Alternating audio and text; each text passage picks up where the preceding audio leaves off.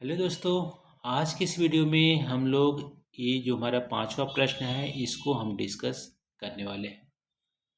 प्रश्न है, भारत के दक्षिणी भाग को प्रायद्वीपीय पठार क्यों कहा जाता है? भारत के दक्षिणी भाग, देखो, भारत का यदि आप देखेंगे तो इस तरह से है भारत का मैप। ठीक है, ये हमारा दक्षिणी भाग है। तो दक्षिणी भाग को प्रायद्वीपीय पठार क्यों बोला जाता है? देखो, प्रायद्वीपीय ऐसे भूभाग को बोलते हैं जो तीन ओर से समुंदर से घिरा हो। तो पहली बात, हमारे भारत का जो दक्षिणी भाग है वो है पठारी इलाका। ठीक है, पठार। और ऐसा पठार है जो तीन ओर से समुंदर से घिरा हो। इधर देखोगे तो हमारा अरब सागर है, इधर हमारा अरब सागर है, इधर बंगाल की खाड़ी है।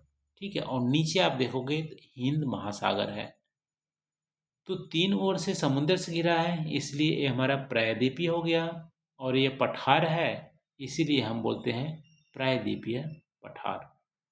भारत के दक्षिणी भाग को प्रायद्वीपीय पठार क्यों बोलते हैं? तीन ओर से समुद्र से घिरा हुआ पठार है, उसे हम प्रायद्वीपीय पठार बोलते हैं। और डिटेल में यदि लिखना चाहोगे तो प्रायद्वीपीय पठार की जो सीमांकन है ना, वो इस प्रकार है। कैसे है?